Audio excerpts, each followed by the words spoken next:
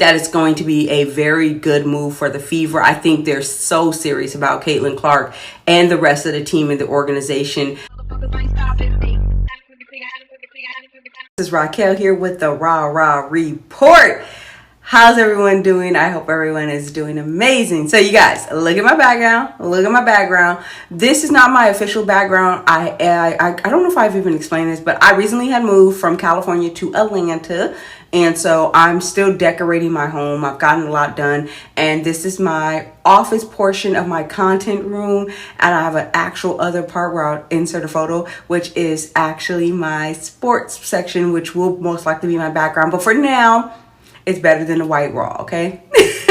With that being said, before we get started, make sure you subscribe. Please like, comment, as well, of course, if you like the content, share it. Thanks so much. Let's jump into this one. So I told you guys I was going to be doing a video about Stephanie White becoming the Fever's new head coach. Yay! Okay, so I am very happy because I inserted in my previous video about why I really liked Stephanie White. And a lot of people kind of had mixed reviews because they were like, oh, well, she let her team, the Sun, do this and they were bad and they were horrible.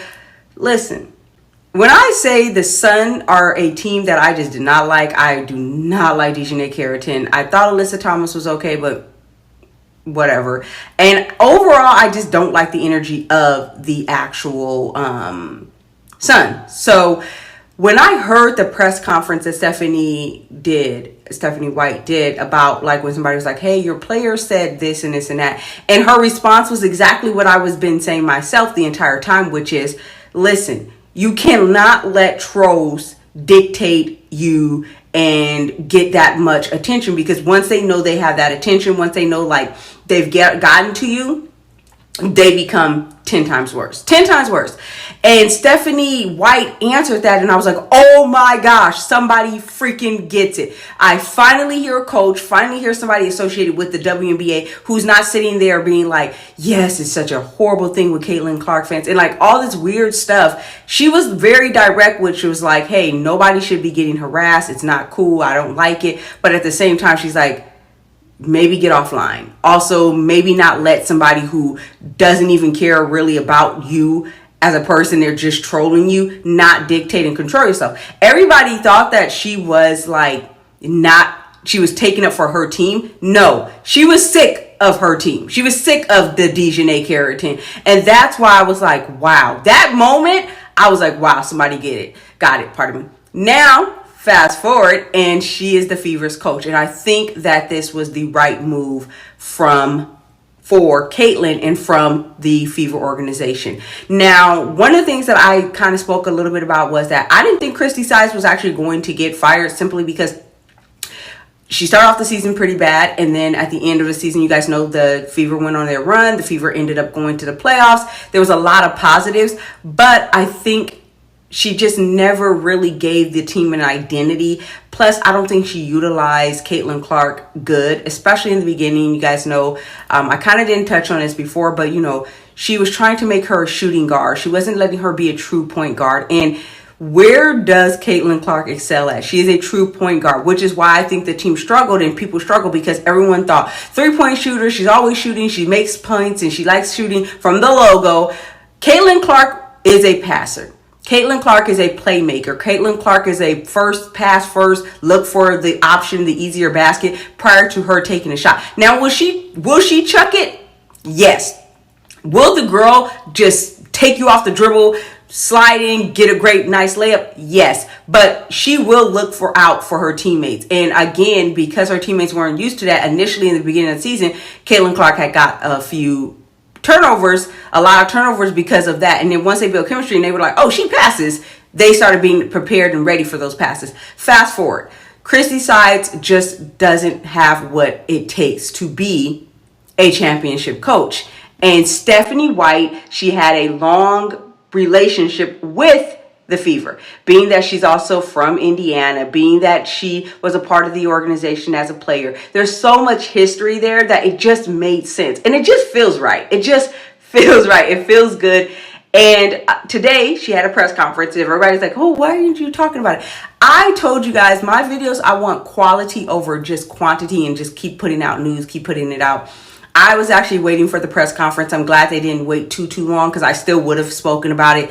But the press conference, I was very impressed with what she says. First and foremost, you guys know that, of course, Miss Caitlin, Aaliyah Boston, and Lexie Hall all showed up. Now, one of the people that was like big not there, which was Kelsey Mitchell, and it made people kind of be like, what's going on? Kelsey Mitchell is playing overseas currently, guys, so that's most likely why she isn't there. It's not that she's not going to be a part of the team. I think Kelsey Mitchell is definitely going to be re-signing with the Fever. I just think it makes sense, and I don't know why you would want to leave a player of Caitlin's caliber and basically probably going to go down as one of the greatest players and a phenom. She's going to make you better and she's going to get a championship. I'm just telling you the truth. With that being said, in the press conference today, it was really cool because I think Stephanie White, they asked her a lot of like, hey, how was it coming back to the Fever and different things of that nature. It was all kind of like a little bit of fluff. But when they got to the, meat and bones and potatoes, however you want to say it, she was very, very much what I would like to hear. Now, as you reevaluate this roster, you've got a little bit of time to do that. What priorities do you have to be able to get back on that exact stage that you were back in 2012? I think first and foremost, I think everybody knows and understands that there's never a substitute for experience. Like, this is a young roster who gained valuable experience throughout the course of this season, and having playoff experience is so important. You just never know what you don't know. And so the experience that these players gain throughout the course of the season, the experience that they'll continue to gain throughout the course of this league is so important, and there's no substitute for that. Amber and I and Kelly are just talking about players and evaluations before we came out here, and building quality depth is going to be important. When you have a core three like we have, surrounding them with players who are going to fill the roles, certainly first and foremost, who are going to embrace the roles, secondly, and who give us the best opportunities for success by complementing what they do really, really well.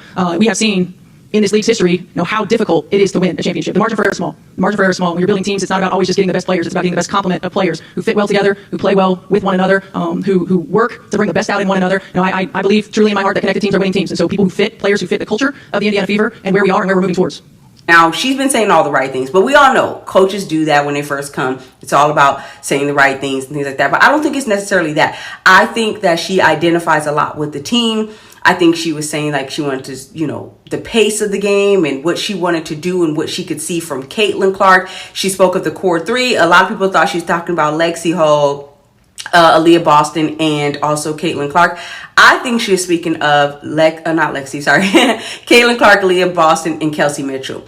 And building around them. And she's also mentioned like building around your star. I think that is very, very important.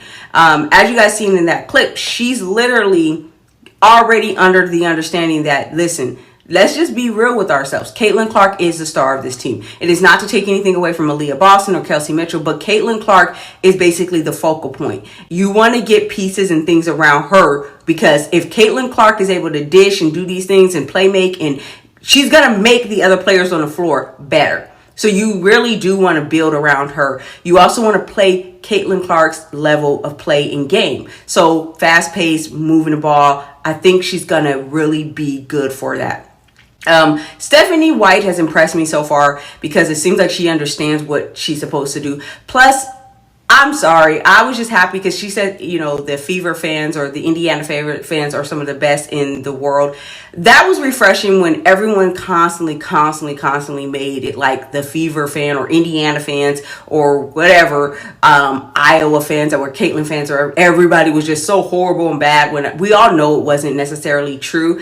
I thought it was good to hear Stephanie White speak highly of the fan base that everyone has been like kind of knocking. And we know a lot of that knocking has just been because of jealousy, petty, and we've already discussed all that. So let's keep it positive here. I think Stephanie White is going to come into the organization and be good for Caitlin Clark. This, to me, was a move that told me that the Fever are very serious about Caitlin Clark's career. They're taking her career very serious. They're taking the fact that they know she's in her prime. They know they have also a great player in Aaliyah Boston, and even trying to take advantage of Kelsey Mitchell by re-signing her. And this team that they know that they have a golden ticket and goose, whatever you want to call Caitlin Clark, one of the young goats, baby goat is what I call her. And they want to make sure that they utilize her to get her a title. They utilize her to get the franchise a title. It's not all about Caitlin Clark. I understand that. But the fact of the matter is that them saying, hey, Christy Sides, you did take us to the playoffs. We hadn't done that in a while.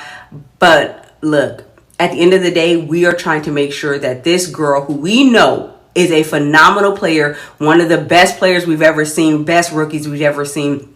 No disrespect to Candace Parker, because before that, she definitely was, before Caitlin Clark's year of last year. But you don't sit there and play around, kind of like make decisions of whether or not you should. You go ahead and you get the best around the best.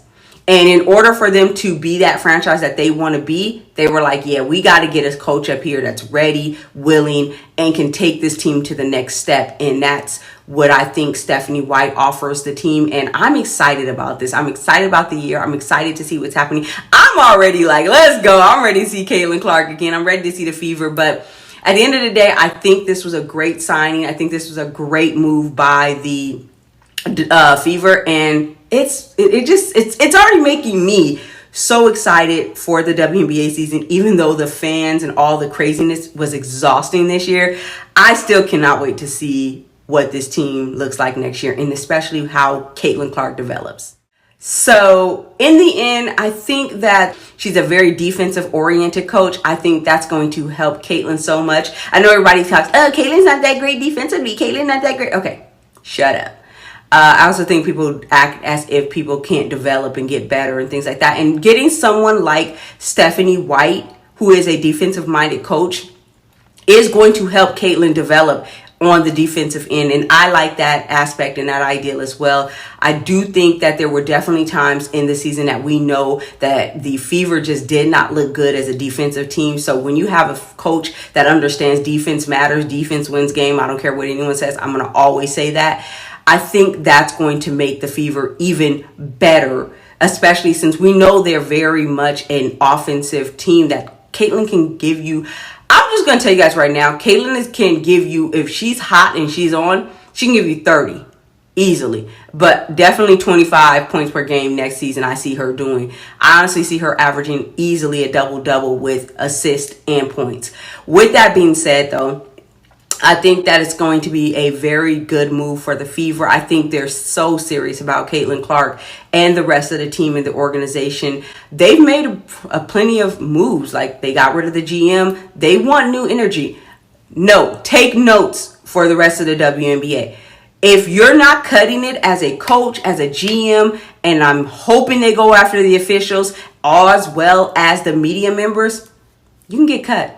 You can get cut easily. This is what I like about the WNBA. Moving forward, be a little bit more cutthroat. Be a little bit more like, we're not going to just let people kind of half do it as they've been able to get away with it from the previous years because eyes were not on them.